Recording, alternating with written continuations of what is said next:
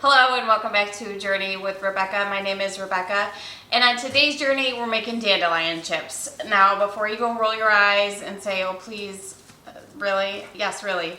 Dandelion chips. I just picked myself a bunch of dandelion greens and now I'm going to get them ready to turn them into quote-unquote chips. You've heard of kale chips, right? So why not dandelion chips too?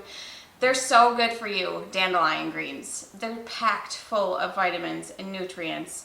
So why not at least give it a try before you totally poo-poo it altogether. So let's get them ready to throw in the oven and turn into chips. So I went out in the garden and I picked some dandelion leaves. I probably only have about 3 or 4 handfuls here. Because to be honest, I'm not even sure if I'm going to like these, but you won't know until you try, right? So there's so much pollen outside, it's ridiculous. Like having the windows and the door open, there's just this fine sheet of pollen all over everything in my house, which is driving me crazy. There's also pollen all over these dandelion greens.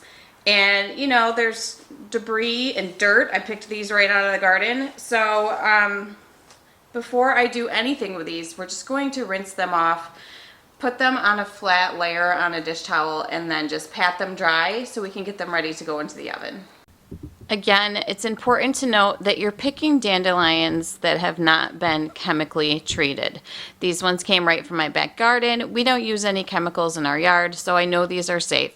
So that's the first thing. Also, if the dandelion greens are browned or looked damaged or just don't look good, just don't pick those ones. You want to make sure that you're picking nice, big, healthy leaves that don't look damaged at all.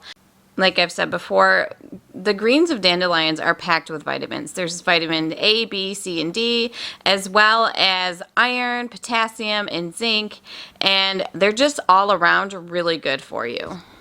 Once I got the greens all rinsed, I placed them on a towel and I did unfurl all of the leaves just so they were laying flat and getting completely dry. They sat in a nice sunny spot, so I just let them sit for a little bit before I put a towel on top of them to dry them all. We don't want to steam these in the oven. We want them to crisp up, so we want to get all of the moisture off of them. I have completely dried my dandelion greens and thrown them into a bowl. And I wanted to share, just in case you didn't know, it's called dandelion, which is Latin for literally lion's tooth because of the jagged edge. The cat is on the table again because, I don't know, he's naughty every time I film, I swear. I have my greens, and I have 2 pans that I just have with Silpat liners on them. If you don't have those, you could just lay them on a baking sheet. We're going to oil these. I thought about maybe spraying or misting these with oil, but I want to do both sides. Plus, I haven't found a mister that I'm totally in love with that works 100% all the time. I actually shared another little oil dispenser that I had the other day that I loved, which probably would have been perfect if I just wanted, oven's ready, if I just wanted to brush it on there. I broke it. I dropped it the other day and I busted the whole thing. So I don't have that anymore until I can get a new one. But so I think for ease of just getting oil on all of the dandelion leaves, I'm just going to go ahead and I'm going to dump some oil in my bowl.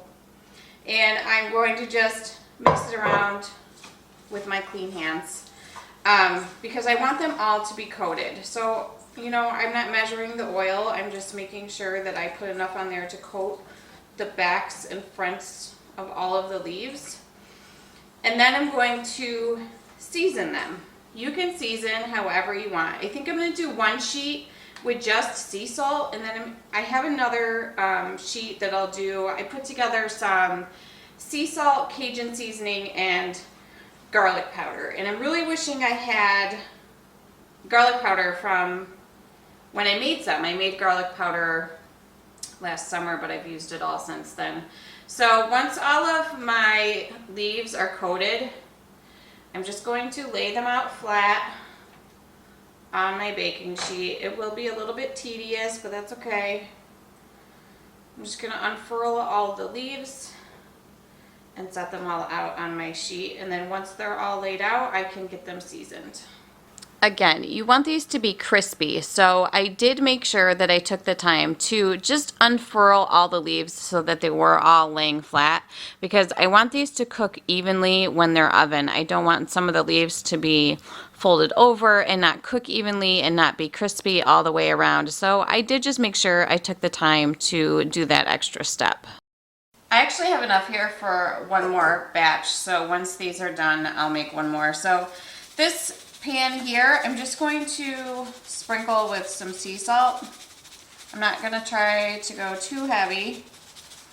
And then this pan over here, I'm going to just sprinkle on the Cajun garlic powder and sea salt seasoning. You can literally, you could do anything you wanted with this. I thought about actually using some of the celery salt that I made the other day because I think that would be really tasty on there. So sprinkle as light or heavy as you want. My oven is ready, so these are just gonna go in a 350-degree oven for about 10 to 15 minutes. Here they are out of the oven. I'll be the first to admit that they don't look very appetizing.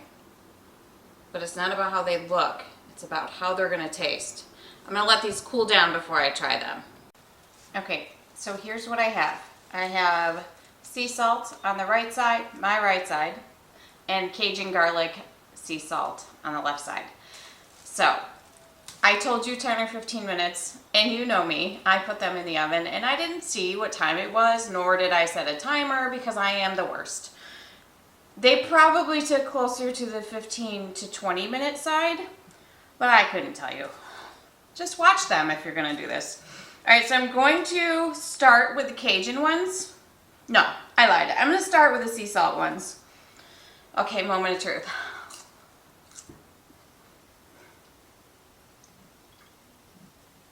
They're actually really good.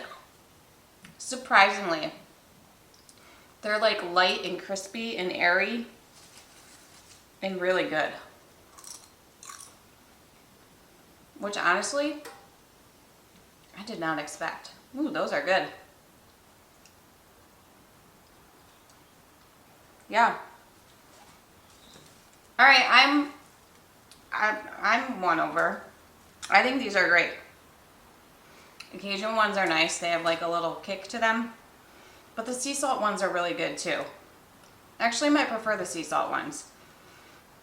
I just threw in another batch of Cajun ones though. So light, crispy, airy, but crunchy. If you're ever like needing just a crunch of a snack, but you don't want to go eat potato chips, I totally recommend these. They're so good. I'm definitely making more. And luckily I have plenty of dandelions right in my backyard. All right, my second batch is out of the oven. They're delicious. I'm really pleasantly surprised. Honestly, I was a skeptic, and as I'm sure you probably may be too, but I'm telling you, these are really good. Just light and crispy and airy and just really, really yummy and packed full of vitamins and delicious, good for you nutrients. So try these for yourself. Go find some untreated dandelion greens and pop them in the oven. You can put whatever you want on them. Just be careful with the seasoning. I was a little heavy-handed with a couple of them on the salt, and they were really salty, but I know that now going forward. There's more that you can do with dandelion greens than just throw them in a salad or saute them as a side dish. And these chips are a new favorite of mine. I hope you give it a try. If you like this video, please feel free to give it a thumbs up. Don't forget to subscribe and share, and I will see you guys soon.